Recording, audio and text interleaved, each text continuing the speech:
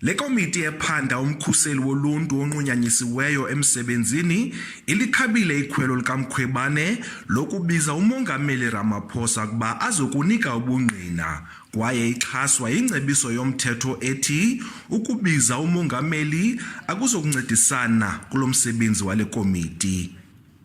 Le ngcebiso yomthetho ithi le komiti ayingomsebenzi wayo ukuqwalasela imisebenzi kamongameli kwaye kufuneka ibize abantu abanolwazi ngomsebenzi wale komiti. Kwakhona umongameli kufuneka acelwe phambi kokuba anyanzeliswe ukuba avele phambi kwale komiti.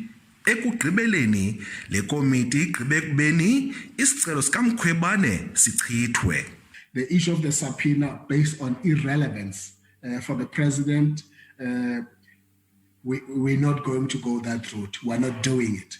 On behalf of this committee, listening to this discussion from the legal opinion, if there's a letter that we must write to the legal, public legal team, is that the subpoena for the president is declined.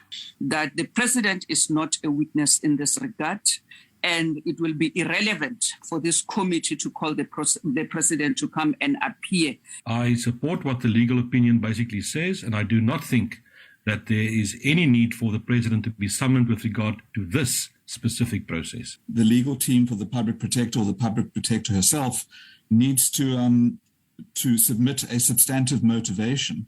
Le komiti iphinde yasichitha nesicelo sikaMkhwebane ebesifuna kuba kuphinde kubizwe amangqina amabini ayesele kusebenzela iqumrhu lerhafu uEphelileyo noJohan van Logrenberg.